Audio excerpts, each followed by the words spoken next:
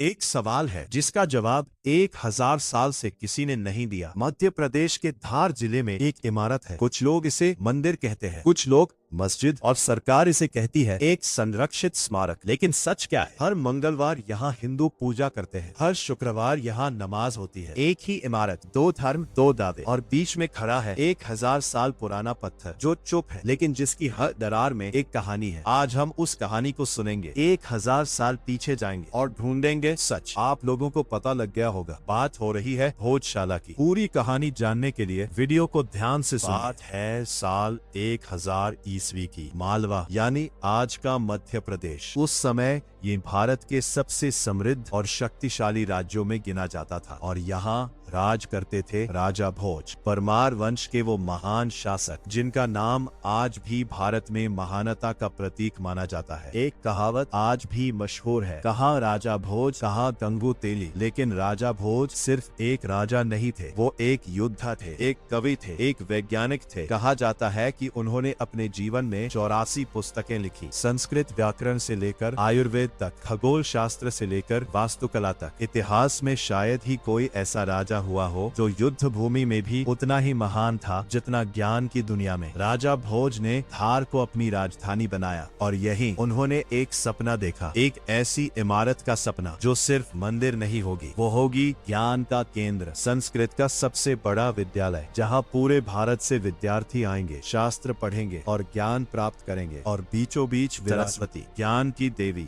साल 1034 ईस्वी भोजशाला बनकर तैयार हुई। दीवारों पर संस्कृत के श्लोक खुदे थे, स्तंभों पर देवी देवताओं की नक्काशी थी, और बीच में थी देवी सरस्वती की भव्य प्रतिमा। हर दिन यहाँ विद्वान शास्त्रार्थ करते थे, दूर दूर से विद्यार्थी आते थे। भोजशाला सिर्फ धार की नहीं, पूरे भारत की शान बन चुकी थी। लेकिन इतिहास में सुनहरे दौर हमेशा नहीं रहते। उत्तर पश्चिम से एक नई शक्ति उठ चुकी थी, दिल्ली सल्तनत, और उसका सबसे शक्तिशाली शासक अलाउद्दीन खिलजी। साल 1305 उसके सेनापति ऐनुल मुल्क मुल्तानी की सेनाएं मालवा पर टूट पड़ी, धार की दीवारें टूटी, परमार राजवंश हार गया, और भोजशाला अब एक नई सत्ता के कब्जे में थी। कहा जाता है कि देवी सरस्वती की प्रतिमा यहाँ से हटा दी गई। आज वो प्रतिमा भारत में नहीं है, वो रखी है लंदन के ब्रिटिश म्यूजियम में, अपनी धरती से हजारों किलोमीटर दूर। साल 1401 मांडू के सुल्तान महमूद खिलजी ने आदेश दिया कि भोजशाला को मस्जिद में बदला जाए, और इसका नाम रखा गया कमाल मौला मस्जिद। दीवारों के संस्कृत श्लोकों पर चूना पोत दिया गया, हिंदू स्तंभों पर इस्लामी मेहराब खड़ी की गई। लेकिन इतिहास को पूरी तरह मिटाया नहीं जा सकता। आज भी वही स्तंभ खड़े हैं, आज भी संस्कृत के शिलालेख दिखाई देते हैं। एक ही इमारत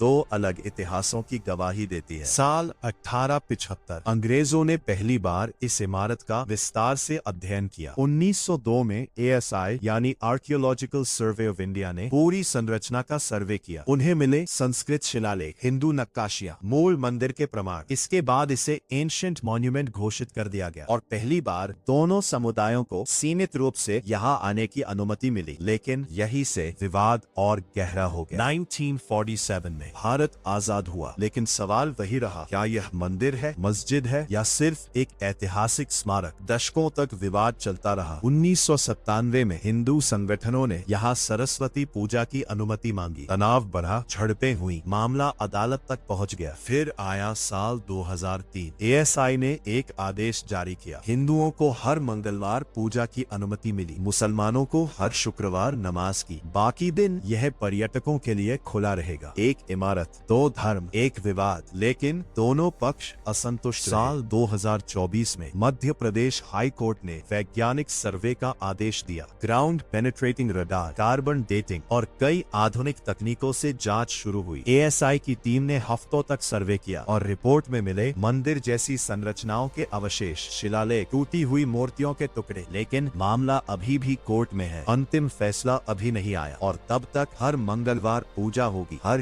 शुक्रवार नमाज 2026 बसंत पंचमी और सुप्रीम कोर्ट का आदेश 22 जनवरी 2026 बसंत पंचमी। लेकिन उस साल बसंत पंचमी शुक्रवार को पड़ रही थी। हिंदू पक्ष ने कहा पूरा दिन पूजा की अनुमति दी जाए। मुस्लिम पक्ष ने कहा शुक्रवार है, नमाज होनी चाहिए। मामला सीधे सुप्रीम कोर्ट पहुंचा और फिर सुप्रीम कोर्ट ने बीच का रास्ता निकाला। आदेश दिया गया हिंदू सूर्योदय से सूर्यास्त तक पूजा कर सकते हैं और मुसलमान दोपहर 1 बजे से 3 बजे तक नमाज अदा करेंगे। लेकिन तनाव इतना बढ़ चुका था कि पूरे धार जिले को छावनी में बदल दिया गया। 8000 से ज्यादा पुलिसकर्मी तैनात किए गए। धारा 165 लागू हुई। एक इमारत और उसके लिए पूरा शहर बंदोबस्त में बदल गया। 6 अप्रैल 2026 से मध्य प्रदेश हाई कोर्ट में लगातार सुनवाई शुरू हुई।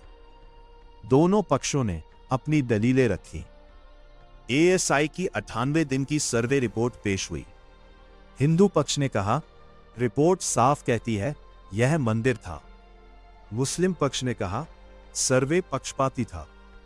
12 मई 2026 को कोर्ट ने फैसला सुरक्षित रख लिया और पूरा देश सांस रोककर इंतजार करने लगा। 16 मई 2026 भोजशाला में पूजा फैसले के अगले ही दिन 16 मई 2026 भोजशाला परिसर में हजारों श्रद्धालु उमड़ पड़े। हनुमान चालीसा गूंजी। मैरीगोल्ड के फूलों से पूरे परिसर को सजाया गया। 1200 पुलिसकर्मी तैनात थे और जिस दरवाजे से सदियों तक 2 धर्म अंदर जाते थे, आज उसी दरवाजे से सिर्फ एक आवाज सुनाई दे रही। मुस्लिम पक्ष के वकील अशरफ वारसी ने कहा हम इस फैसले से संतुष्ट नहीं हैं। एएसआई की सर्वे रिपोर्ट पक्षपाती थी। हम सुप्रीम कोर्ट जाएंगे और इस तरह 1000 साल पुरानी लड़ाई अभी भी जारी है। मंदिर से मस्जिद बनी, मस्जिद को कोर्ट ने मंदिर कहा, लेकिन सुप्रीम कोर्ट का फैसला अभी बाकी है। ऐसी ऐतिहासिक कहानियां पसंद है तो वीडियो को लाइक करें।